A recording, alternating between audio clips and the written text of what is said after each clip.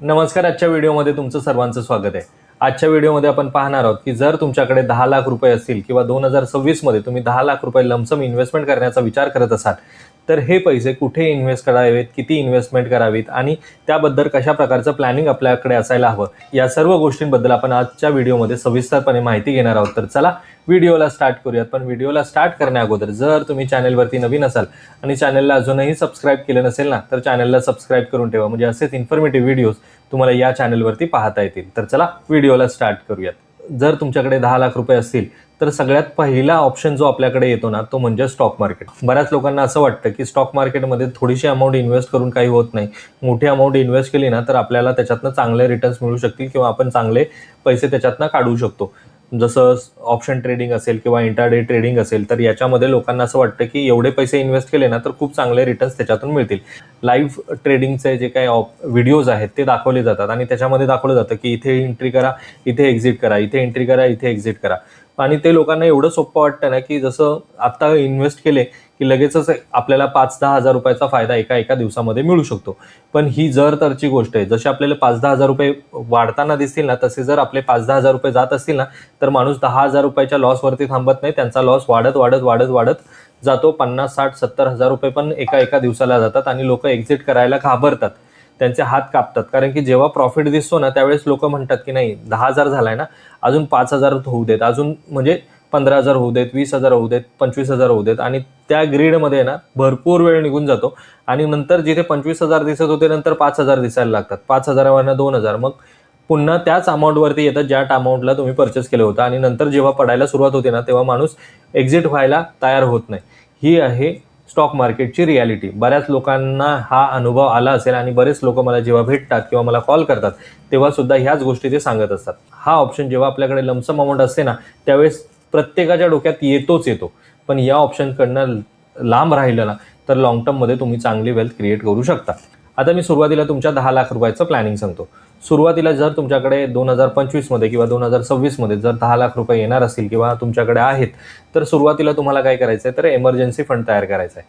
कारण की जर तुम्ही लमसममध्ये पैसे गुंतवतायत ना तर शॉर्ट टर्ममध्ये तुम्हाला खूप मोठा प्रॉफिट किंवा खूप मोठा लॉस अशा गोष्टी होऊ शकतात. पण हे शॉर्ट टर्ममध्ये आहे. लॉंग टर्ममध्ये तुम्हाला चांगला ग्रोथ मिळू शकतो. बट ज्यावेळेस आपण पैसे इन्व्हेस्ट करतो आणि शॉर्ट टर्ममध्येच तुम्हाला तिथे लॉस दिसतोय आणि त्याच वेळेस काहीतरी तुम्हाला एमर्जन्सी आली आणि तुम्हाला पैशांची गरज आहे आणि त्याच वेळेस तुम्हाला तिथे लॉस दिसतोय आणि पैशांची सुद्धा गरज आहे, अशा वेळेस जर त्याच्यातनं पैसे काढले तर याचा अर्थ तुम्ही लॉसमध्ये त्याच्यातनं बाहेर पडताय, ना की प्रॉफिटमधनं बाहेर पडताय. त्यामुळे आपली जी काही अमाऊंट आहे ना त्याच्यातले मिनिमम प्रत्येकाच्या गरजेनुसार त्याची एमर्जन्सी फंड हा असतो. पण मी सांगेन की तुमच्याकडे मिनिमम लाख रुपये तरी साईटला असायला हवे, FD मध्ये असायला हवे, बँकेमध्ये असायला हवे, की जेणेकरून जर काही एमर्जन्सी आली, काहीही घडलं घरामध्ये किंवा आपल्या पर्सनल लाईफमध्ये, तरी ते 1 लाख रुपये आपण काढू शकतो. म्हणजे जे काही पैसे आपण इन्व्हेस्ट केलेले आहेत ते काढायची आपल्यावरती वेळ येऊ नये. दुसरं महत्त्वाची गोष्ट म्हणजे हेल्थ इन्शुरन्स काढून घ्या. हेल्थ इन्शुरन्स ही खूप गरज आहे, काळाची गरज आहे. माझ्या एक क्लायंट आहेत, त्यांच्या वडिलांचं रिसेंटली एक ऑपरेशन झालं आणि त्याच्यासाठी त्यांना 5 ते 7 लाख रुपयाचा खर्च आला. आता त्यांनी ऑलरेडी हेल्थ इन्शुरन्स काढला होता त्यामुळे त्यांना ते पैसे लागले नाहीत. अदरवाईज जर त्यांनी हेल्थ इन्शुरन्स काढला नसता तर त्यांना त्यांच्या इन्व्हेस्टमेंटमधली काही अमाऊंट काढावी लागली असती आणि ते तिकडे खर्च करावे लागले असते. म्हणजे आपण थोडे पैसे जमा करायचे, एक फंड बनवायचा, तो फंड तयार झाल्यानंतर अचानक आपल्याला काहीतरी होतं आणि तो फंड काढायचा आणि त्या कंपनीला नेऊन द्यायचा. म्हणजे आपण फक्त मध्ये मिडलमॅनचंच काम करतोय. इथून असे पैसे जमा करायचे, इथून घ्यायचे आणि इकडे नेऊन द्यायचे. तर हे जर होणार असेल तर अशा इन्व्हेस्टमेंटचा अजिबात काही उपयोग नाही. त्यामुळे जर तुमच्याकडे हेल्थ इन्शुरन्स नसेल तर सर्वात पहिली गोष्ट म्हणजे तुम्ही हेल्थ इन्शुरन्स काढायला हवा. त्यानंतर लाईफ इन्शुरन्स सुद्धा तितकाच महत्त्वाचा आहे. जर तुमचा लाईफ इन्शुरन्स सुद्धा नसेल तर तो लाईफ इन्शुरन्स सुद्धा असणं खूप गरजेचं आहे. कारण की तुम्ही इन्व्हेस्टमेंट केली आहे, पण ती इन्व्हेस्टमेंटचा आपण हा विचार करतोय की 10 वर्षानंतर, 15 वर्षानंतर, 20 वर्षानंतर एवढा कॉर्पस बनेल, तेवढा कॉर्पस बनेल, पण हे 20 वर्षानंतर बनणार आहे. पण इन बिटवीन या जर्नीमध्ये जर आपल्याला काही झालं तर आपला परिवार काय करणार? ती जी काही इन्व्हेस्टमेंट केलेली आहे ती काढून घेणार आणि त्यांच्या नीड्स त्या फुलफिल करणार. पण जर तुमच्याकडे हेल्थ इन्शुरन्स असेल, लाईफ इन्शुरन्स असेल तर काय करणार आपला परिवार? तर जी काही अमाऊंट आहे ती त्या कंपनीजकडनं त्यांना मिळणार आहे आणि तुमची जी काही इन्व्हेस्टमेंट केलेली आहे ते जे स्वप्न तुम्ही बघितलेलं आहे एवढ्या मोठ्या कॉर्पसचं, ती अमाऊंट त्याच्यासाठी तशीच राहणार आहे.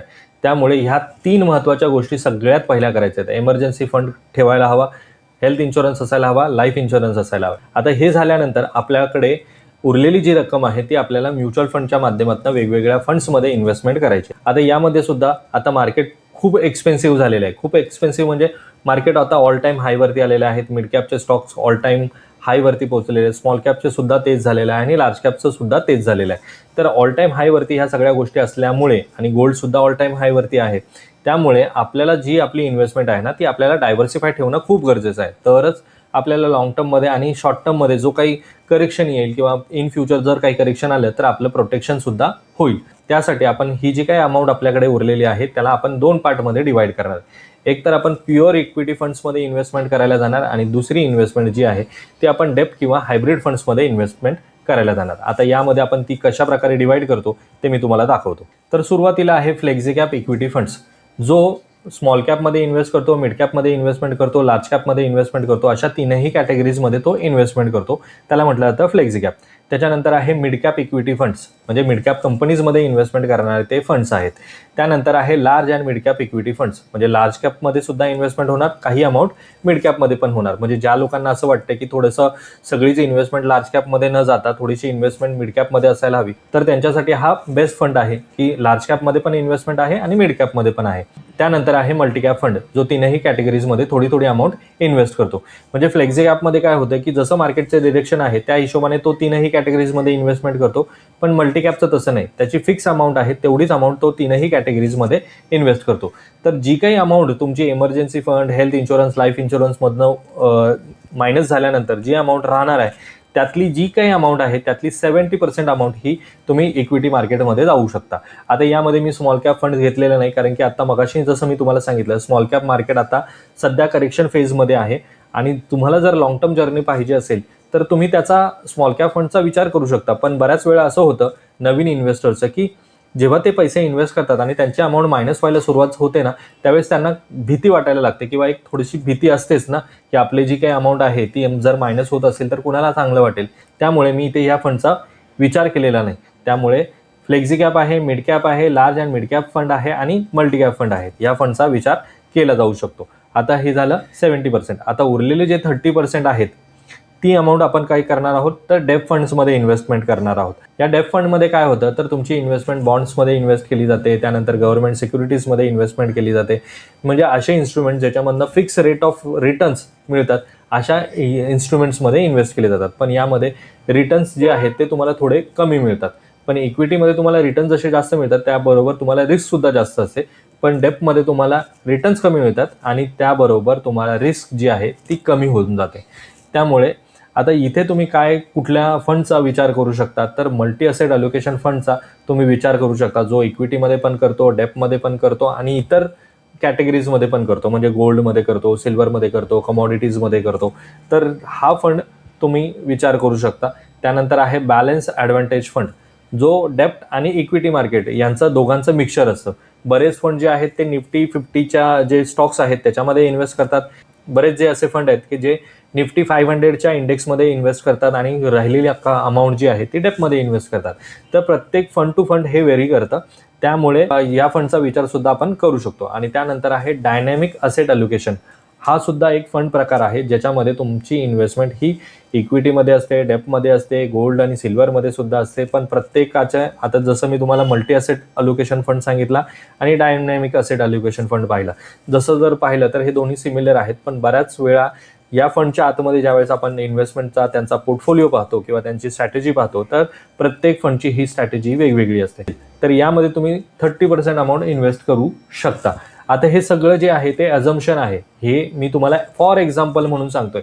यामध्ये माझं कुठेही तुम्हाला रिकमेंडेशन नाही की तुम्ही अशा प्रकारचं तुमचं पोर्टफोलिओ अलोकेशन ठेवा, कारण की प्रत्येक माणसाच्या नीड्स ज्या आहेत ना त्या वेगवेगळ्या आहेत. काही लोकांचे शॉर्ट टर्म गोल असतात, काही लोकांचे लॉंग टर्म गोल असतात.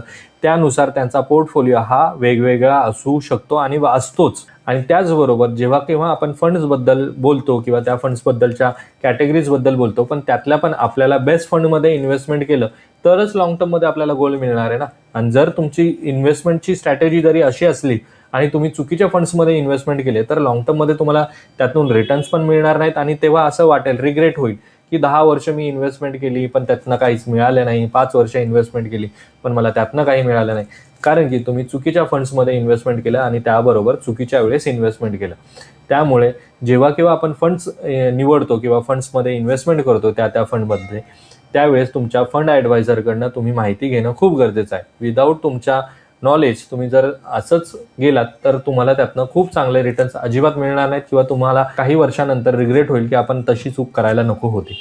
पण प्रत्येकाचा माइंडसेट वेगळा आहे. काही लोकांना असं वाटतं की काय हरकत आहे, आम्ही टॉप 10 फंड चूज करू आणि त्याच्यामध्ये इन्व्हेस्टमेंट करू. पण बऱ्याच वेळा आज जो टॉप 10 फंड आहे तो 10 वर्षानंतर टॉप 10 राहणार नाही. आज ज्या टॉप 10 फंडचा विचार करताय ना, 10 वर्षानंतर जर तो फंड टॉप 10 मध्ये नसेल किंवा टॉप 20 मध्ये जर नसेल, तर तुम्ही आजच्या हिशोबाने इन्व्हेस्टमेंट करताय की आज आहे 20 वर्षानंतर असेल अशी गॅरंटी नाही. पण जर तुम्ही चांगल्या फंड्समध्ये इन्व्हेस्टमेंट करतायत ना, तर फ्युचरमध्ये पुढे जाऊन ते टॉप 1 मध्ये येतील आणि टॉप 10 मध्ये सुद्धा येतील. त्यामुळे तुमच्या फंड ॲडवायझरकडनं ही माहिती घेऊन त्या फंड्समध्ये इन्व्हेस्टमेंट करणं गरजेचं आहे. आणि त्याचबरोबर आपण जे इन्व्हेस्टमेंट करतोय त्याबद्दल सुद्धा आपल्याला खूप चांगलं नॉलेज असणं गरजेचं. जर मला माहितीच नाही ना की कोणता फंड कशासाठी आहे, हेच जर मला माहिती नाही तर मला काय इन्व्हेस्टमेंट. म्हणजे मला असे क्लायंट भेटलेले की त्यांची इन्व्हेस्टमेंट आहे ना जवळपास 5-6 लाख रुपयाची होती आणि ती सगळीच्या सगळी इन्व्हेस्टमेंट त्यांनी लार्ज कॅपमध्ये केलेली. म्हणजे लार्ज कॅपचे 4-5 फंड घेऊन ठेवले होते. मग इथेच तर आपली चुकी होते ना की ते लार्ज कॅप फंड्स म्हणजे नक्की काय आहे हे मी त्यांना जेव्हा विचारलं ना तेव्हा त्यांना काहीच माहिती नव्हतं. ते म्हटले की आम्हाला त्यांनी सांगितलं त्याच्या हिशोबाने आम्ही इन्व्हेस्टमेंट केली. तसं नाही.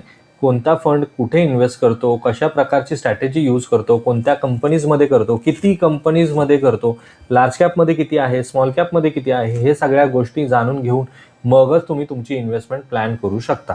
तुम्हाला माझ्यामध्ये समजलं असेल की तुम्ही तुमचे 10 लाख रुपयाची इन्व्हेस्टमेंट कुठे आणि कशा प्रकारे करावी. आजच्या व्हिडिओमध्ये ज्या काही गोष्टी मी तुम्हाला सांगितल्या त्यामध्ये माझं कुठेही बाय किंवा सेलचं रिकमेंडेशन नाही. हा एक एज्युकेशनल पर्पजसाठी बनवलेला व्हिडिओ आहे, त्याच्याकडे त्या दृष्टीने पहा. तर आजच्या व्हिडिओमध्ये मित्रांनो एवढंच. आजचा जर हा व्हिडिओ तुम्हाला इन्फॉर्मेटिव्ह वाटत असेल तर व्हिडिओला लाईक करा. चॅनलवरती जर तुम्ही नवीन असाल तर चॅनलला सबस्क्राईब करा. भेटूयात मित्रांनो अशाच एका इन्फॉर्मेटिव्ह व्हिडिओमध्ये. तोपर्यंत बाय बाय.